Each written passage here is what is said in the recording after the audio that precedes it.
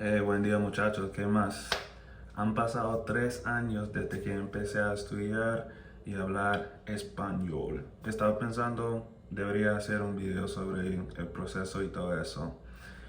Ha sido un proceso muy difícil y frustrante, pero he aprendido a ser más amable conmigo mismo, porque solo llevo más o menos 3 años hablando en este idioma.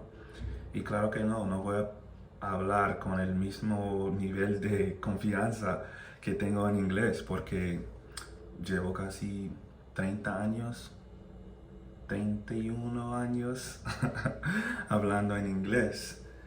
Y bueno, pues ahora a lo que vinimos. Les voy a mostrar mis inicios, les voy a contar algunas historias y les voy a dar algunos consejos para que no cometen los mismos errores que yo. Empecemos. Pues lo primero que recomiendo es aprender el abecedario y los sonidos del idioma. La verdad es que la mala pronunciación es lo que hace que una persona suene extranjero o raro, o en este caso gringo. Si dices motivation o motivate en vez de motivate o motivation, no vas a sonar muy nativo en inglés. Es la misma cosa. Entonces, si quieres sonar más nativo, tienes que aprender y hablar en la manera en que los nativos aprenden. ¿Sí o qué? Entonces, mira este gringo. Mira este gringo. Haciendo este video porque mi novia dice que es una buena idea. Esperamos que en un año después mi español es mejor. We'll see about that. Es un mes después desde mi primer video y siento más cómodo, pero tengo un poco miedo haciendo las clases de Skype con mi hermano Will. ¿Has leído sobre los esclavos en Haití? No, ¿No? no. ¿Cómo se dice? Revolution. They led the revolution. Revolución en Haití. No he leído. Envíame el... Bro, porque tú sabes, es mucha historia. Yo conozco un poco de historia en Brasil, un poco de historia en Perú, un poco de historia en Colombia y parte de Centroamérica, ¿ves? Sí. Pero no conozco toda la historia de Estados Unidos. Conozco una parte, más no No, toda la historia. no creo que no has leído de revolución de Haití. Maybe you say Haiti differently. ¿Cómo se dice Haití? ¿Haití? Ah, Haití. Sí, Haití. Ok. Sí. Haiti. Sí. Yo pensé que me estabas hablando de revolución de odio, de hate. You know? Oh, Haiti, odio. sí. I knew, bro. Lo sabía. Yeah, I'm not gonna do a deep grammar dive on all the things that I said wrong in those videos, but you can hear that I'm not saying the vowels well. I'm saying like video, that's not how you say e in Spanish, What else? And I said siento instead of me siento. I didn't know anything about reflexive verbs at that time, really. I would leave out myself. So I think I said like haciendo clases instead of saying like estoy haciendo clases or he estado haciendo clases, whatever. Because I would just be doing like a literal translation at those times, like, yeah, doing some classes, you know what I mean? But that's why I said the more time you spend talking with natives and consuming native content, you'll get a better idea of how you should say stuff. Um, so yeah, those videos are really weird for me to watch. I definitely like watching them though, because I'm like, wow, I got a lot better. To me, it feels like I've made no progress. But I watch those videos and I'm like, dang, like I'm kind of making my way up after a couple years, bro. La segunda cosa, recomiendo ampliamente hablar con los nativos cuando estés aprendiendo el idioma, para que se te pegue el acento, pero también para que aprendas palabras y frases muy, no sé, comunes y naturales. ¿Sí me entiendes? Which reminds me, earlier today, somebody said they had a bone to pick with me. I never use that expression, but I do know that expression because I speak English, right? And you can only really hear those kind of expressions through interaction with the language. You probably wouldn't learn that on the app. And it's a great example. I literally read the message and I was like, bro, who says that? But people say it. La tercera cosa, les recomiendo más ver series en el idioma con subtítulos que sin, porque se pierde mucho en cuanto a vocabulario. Y te doy un ejemplo. Cuando estaba aprendiendo el idioma, en mis inicios, estaba viendo la serie de Nicky Jam, El Ganador, y nunca sabía que tenía que ponerle A, la letra A, en la frase como voy a ir, voy a hablar, voy a mostrar, lo que sea. Pensé que era voy más hablar, voy más ir, voy más... No escuchaba la A. No podía. Entonces, there you go. Pero si te sientes más cómodo, dale, sin subtítulos. Fourth thing, don't ask me why I switched languages. I just felt like it. Fourth thing, stay consistent and do things that you like. And I think those are tied together. One thing that I didn't exactly do in the beginning that I started doing that helped me out a lot is that I started listening to podcasts that I like. I found podcasts about fighting in Spanish because I like watching boxing and like MMA. And like if I felt like cooking or dancing or whatever, I would find a resource in Spanish, right? I found channels of English speakers that I vibed with on their personality. So it was easier to click on their video. If you're bored of the person, or if it's like this is a thick book, bro. I read these kind of books now and I enjoy reading. If you don't enjoy reading, you don't have to read something like this. I enjoy reading tough stuff, bro, like really thick books. But you shouldn't start with that. If you don't like reading and you try to make your Spanish journey about reading I don't know, like Shakespeare, like of course, bro, like it's gonna suck and you will probably give up on it. Do stuff that you like. If you get a tutor, give it a tutor that you vibe with. You don't have to stick with the same person just because you started with them. You want to look forward to your experiences.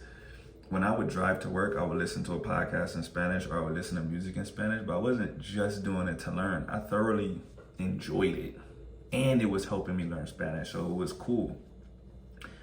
And on that note, like I said, that will help you stay consistent. You will want to do it every day. And a little bit every day is better than, people tell me they study for like 6 hours a day, 4 hours a day and stuff. I'm like, bro, these last 3 years, I've just done a little bit every day. Of course, now I live in Colombia, but before I came here, I would have like a couple conversations a day in Spanish at work or something like that.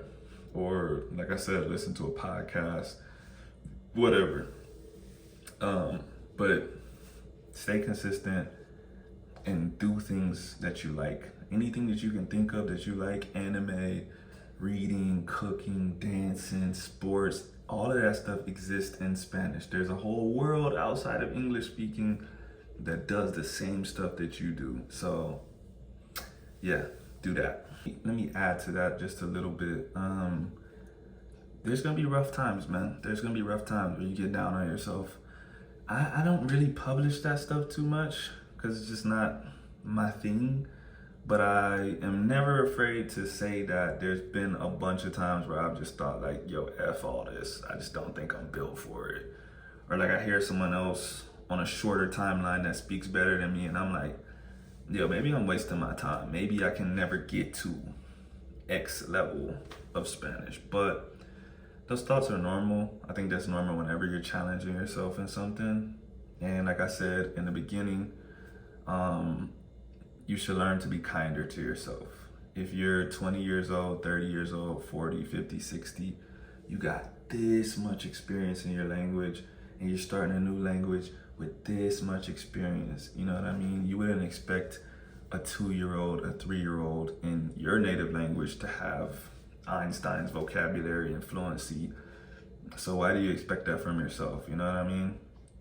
So it's gonna get rough. Just stick with it, and I promise you, when you look back, you'll be proud of yourself for how far you've come.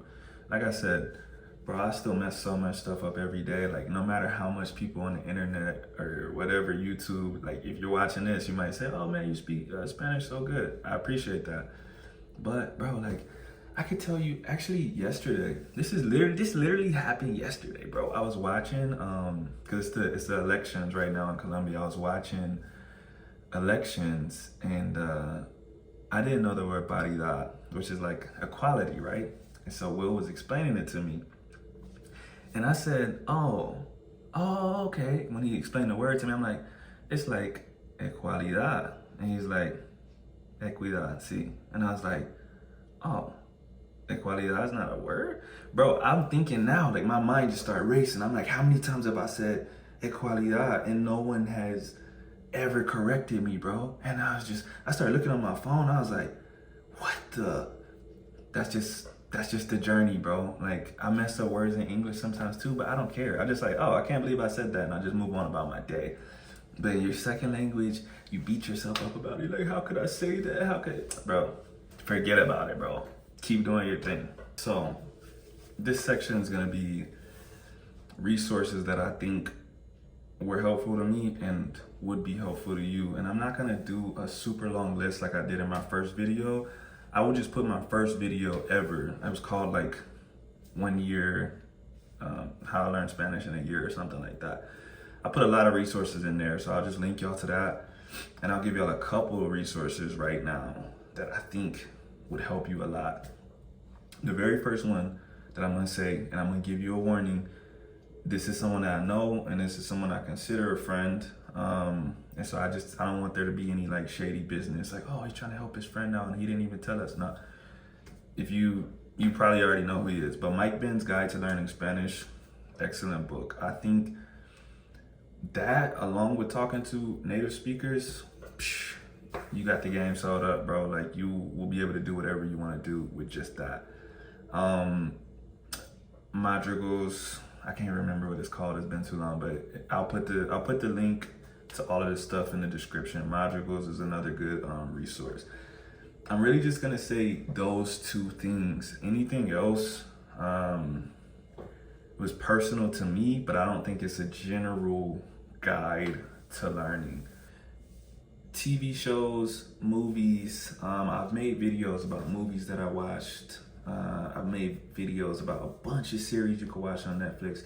It really doesn't matter. The point is, pay attention. You know, it's cool to passively take whatever in, but also you're trying to learn, so you do actually want to pay attention. And that's what I said earlier. I would watch it with the subtitles. Like the example I gave, there's been so many phrases that I thought were said a certain way until I saw the letters, and I'm like, oh, I've been thinking of that the wrong way. Or you just, I don't know, you just hear stuff and see the grammatical structures. If you're a visual learner, that can help you a lot more maybe than watching without subtitles. I watch English shows with English subtitles, so I don't think there's anything wrong with using subtitles. I know a lot of people are like, no, you need to watch it without subtitles to train your ear. I get it. Sometimes, you know, like I said, I live in Colombia now. There's shows that come on in Spanish and there's an option to put the subtitle on, but if it's a cartoon or something, I just won't, because I'm like, I can literally understand 100% of this. Higher level stuff, you know, shows about like doctors and stuff, I don't even be understanding that. I don't be understanding that in English, so of course I put subtitles on. But yeah, as far as resources, I gave you the best two. Anything else, if you want to personally ask me in the comments or something, I can tell you like shows or something, but I just don't want to fill up 30 minutes talking about every show and book that I watch. I showed y'all some books earlier that I have. And like I said, there's nothing special about them or the podcast. It's just the act of repetition. So